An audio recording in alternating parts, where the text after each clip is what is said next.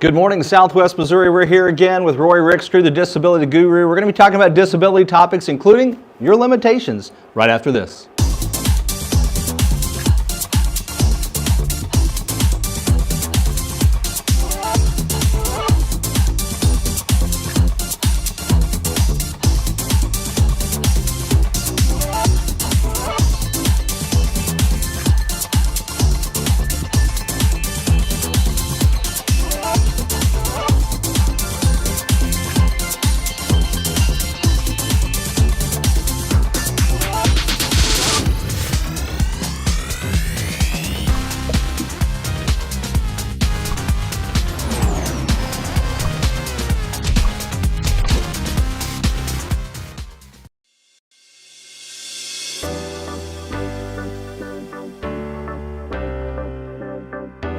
I want to be your disability rep.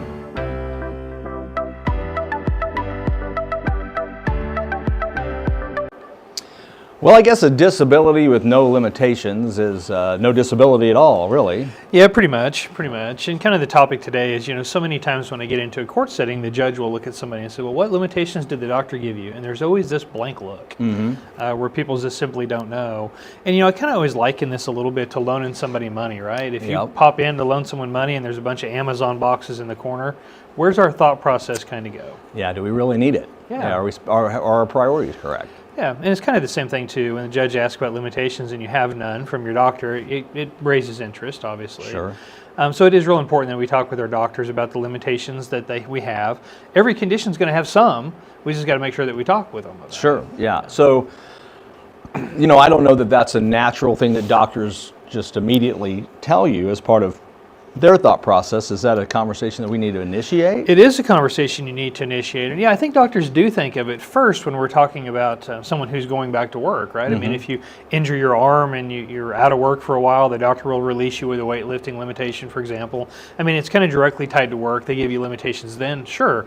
But as for these folks that aren't working, the doctor's not necessarily going to go there because, you self-limit at home, right? Sure. You don't have to justify to anybody else what your lifting limitation is if it's just you at home. Yeah, I was just thinking about, recently I've got this broken shoulder that I'm dealing with, and the doctor didn't tell me not to do this, not to do that. I guess maybe he thought I had enough common sense not to do certain things. He was probably wrong, but or that the pain level will realign your thinking a little bit on that too. It does, it sure does. But when we do talk about disability, one of the things everybody looks at, they scour through the records and they're looking for specific limitations from a medical professional. Now, they don't necessarily always give full credence to that medical professional's opinion, but they do look for those things first. It helps the judge to do their job. It helps me to do mine. Helps everybody along the way. Yeah, the question it raises in my mind is our disabilities aren't always physical. Sometimes we have mental disabilities. How do we document those for the judge? Yeah, and so when we're talking about limitations on the psychological side, we're always looking to concentration, attention, focus, interaction, those type of things. And it's hard to get a doctor to say, well, you shouldn't be in a crowd of more than 3 people, right? That's kind of an odd limitation. Yeah. But a lot of times the doctors will comment on our ability to handle our own funds, to manage our bank accounts, right? Those things do come up from time to time. Also, if you appear at the doctor's office and you're unkept or disheveled, then obviously those things are going to make the record as well. So a lot of that becomes a discussion with the doctor about the problems you're having with real life examples that the doctor then incorporates into the review of symptoms. And then they use that review of symptoms then to ultimately make their diagnosis or to make their impression of the visit. And so, you kind of got to feed the machine a little bit, if you will, on the psychological more so than the physical, but you should feed it on the physical side too. Sure, yeah. Again, like we've covered a lot of times, make sure it's in the medical records. Document it yourself. And so much of the time I feel like a broken record because we talk about similar things or similar strategies, but you got to keep in mind that the client only has so many things they can do to improve their case with Social Security, and it comes down to your credibility, your believability, and the consistency of your record. So a lot of times those are the things that I preach. Sure, no, makes perfect sense. Any parting thoughts for us today? No, not so much. Okay. I'm in the office today. I'm in the office all week. The 417-812-6698 rings directly to my desk.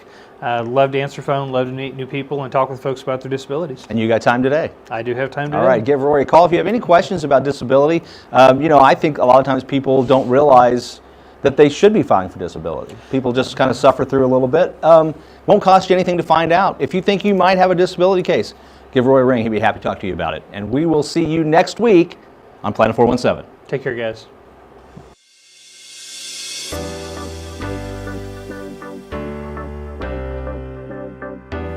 I want to be your disability rep.